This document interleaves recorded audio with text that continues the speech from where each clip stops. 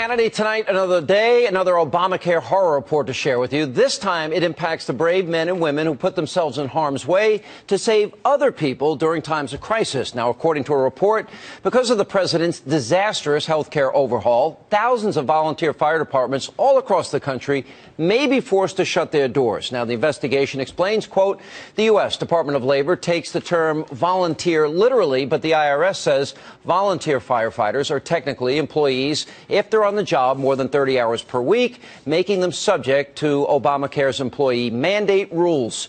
Now, since the Obamacare law doesn't specifically carve out an exemption for them, fire departments where 50 or more people work, either as volunteers or officially as employees, they're expected to provide health insurance for every one of them. In towns with more than one volunteer fire department, well, all staffers will likely be lumped together for tax purposes, punishing many municipalities above the 50 worker threshold. Now, that could cost departments of firefighters hundreds of thousands of dollars each year. And those that dump their volunteers into the federal insurance exchanges, well, they're still going to have to pay an annual $2,000 fine for each employee after the first 30. Now, just when you think the law can't get any worse, well, it does. Now, let's remember, ever since the president stepped foot in the Oval Office, alongside with his sidekick, crazy Uncle Joe Biden, he tried to smear Republicans by arguing GOP policies would lead to the firing of police officers and firefighters. How ironic. Watch this. Are you willing to see a bunch of first responders lose their job because you want to protect some special interest tax loophole? We won't grow the middle class simply by shifting the cost of health care or college onto families that are already struggling, or by forcing communities to lay off more teachers and more cops and more firefighters. So let's take a look at their budget.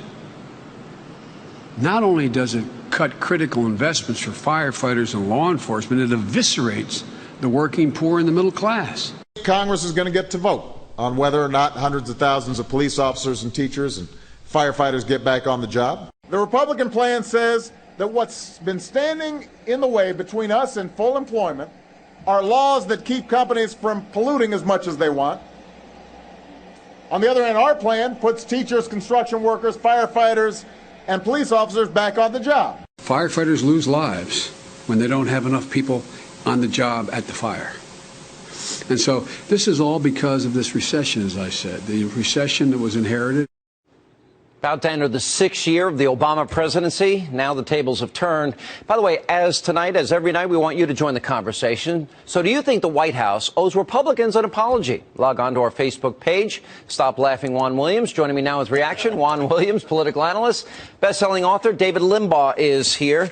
Wait a minute. You know, like your plan, can't keep it. Like your doctor, can't keep it. Per family, per year savings, $2,500. Now, firefighters, they didn't get the exemption that unions got. They didn't get the exemption politicians got. Why are you shaking your head? Well, because this is just slanderous. You know, I think the real thing is you don't like Obamacare, and I respect that, by the way. I don't like being lied to. But you forget lied to. Nobody lied to you. But I'm just going to say, this whole thing that I just told you, that whole setup, I'm like, what?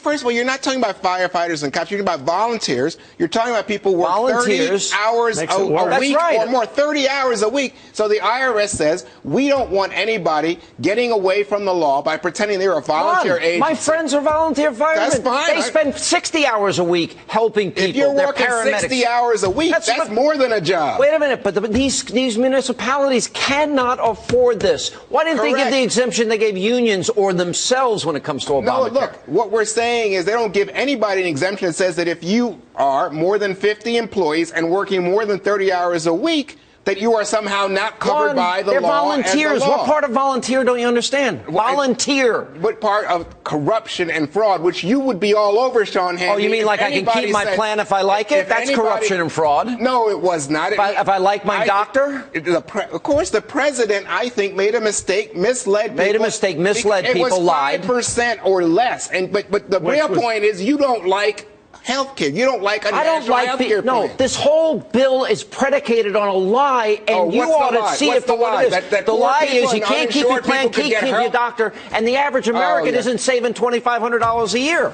You know, this idea that volunteers are forced to get health care under this law proves that the purpose of the law is to absorb everyone into this big network, ultimately on the route to single payer. This is not about helping people. These people don't want the government's help? Or is this an unintended consequence of Obamacare again? Or is it intended? These are volunteers who are not getting paid. They don't want this insurance. I don't care what rule they fall under, 30 employees or 50. The Department of Labor knows that they're not volunteers, but the IRS apparently is going to treat them as employees. Correct. So, Dave, by the way, everything you said is right, except I don't know that this is about single payer. I think, by the way, that's what Sean Hannity is so worried about, that somehow we're going to have a national health care plan. But you're right. These folks don't want, as volunteers, they don't want health care coverage. This is not about them per se. But they're being forced to. Nobody's being forced. This is the IRS saying don't commit fraud. Don't use it. Coercion. No, fraud. what's the coercion? Fraud, they're not committing fraud. Everybody knows it before this even started. They know that they're not supposed to be covered, but the letter of the law says they are. Right. So in other words, what we're going to have to do is work on this and find a way that people who are volunteering. By the way, if you're working 30, 60 hours a week, volunteering. Come on, you know that there's something strange going on. Isn't it unconscionable that Obamacare is forcing these kind of things? You know, all you liberals like to hear that the American people need to be more generous, etc. These are people that care about their communities. Now these communities are going to be put in a spot because, again, another bad element of a bad law, ill-conceived, that's far more expensive than anyone thought. You know, look, Juan, you keep living in la-la land. You look what's happening. The president dropped 24 points among Hispanics. The president is losing millennials. They want him out of office. None of them. Every poll shows the country doesn't want this law. Why are you insisting that we be forced with a law we don't like? Why? You know, I can't believe I'm talking to Scrooge Hannity. Scrooge Hannity. I can't believe I'm talking with Scrooge. Let me just say. Juan. Let me just tell you something. Yeah. Let me just tell you something. In fact, most Hispanics in the country still support President Obama. 24% drop in I said Hispanic most. support. Most, in other words, the majority of Hispanics. Okay. Drop. Secondly, you're talking about these millennials. You know what those polls show? They wanted to be more liberal. They want the single payer that David Limbaugh's talking about. They don't want this system. They want this system. And third thing, the polls are wrong. Then the polls say they don't want Obamacare. Again, you have to say why is it that you're unhappy? They think he's not liberal enough. But Juan, you don't get away with saying Obama's taking care of the middle class and the poor because he says he wants to.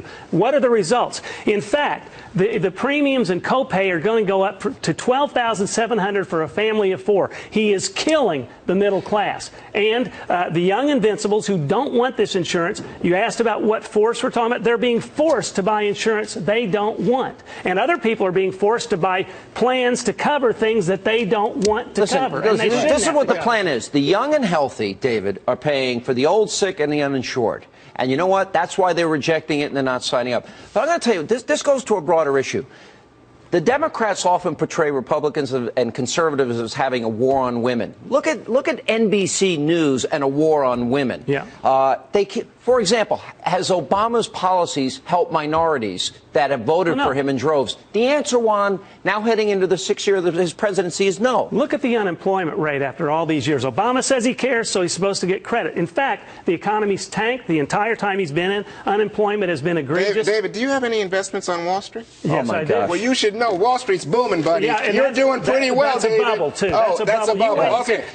That's a real comfort. Wait a minute. That's a real comfort to those people on food stamps that have doubled. That's a real comfort to the poor one. Wait a minute. Isn't it Republicans who want to cut food stamps, deny people unemployment? No, they want to create jobs, Juan. They don't want a dependency cradle to the grave utopia. This segment was about Republicans saying we're going to cut budgets no matter what, even if it You are living in socialist la-la land. Hits the fireman, hits the policeman. Now you turn it around and say, oh, because Obamacare is trying to prevent Are minorities fraud, better off since he's been president? No. Absolutely. The unemployment in the black community is higher. In terms of Obamacare, what are we talking about? People who are low-income people who are impoverished, women, children, disproportionately oftentimes in the minority community. Sean, I'll tell you, we have lost the idea of liberty in this country. Nobody cares about liberty.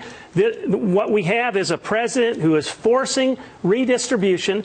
We're really, and he's dividing this country to the point that I'm scared. I think what we have is a cold civil war going on, a cold civil war. Obama has deliberately divided us on the basis of race, except you and I, we're good buddies, class and gender. This country is so at odds, way worse than during the Bush years, way worse than any time in my lifetime. You know, you're honest, because I think when you look at the numbers and you look at Obamacare, whites, and white Republicans specifically, can't stand it. Think it's an abomination.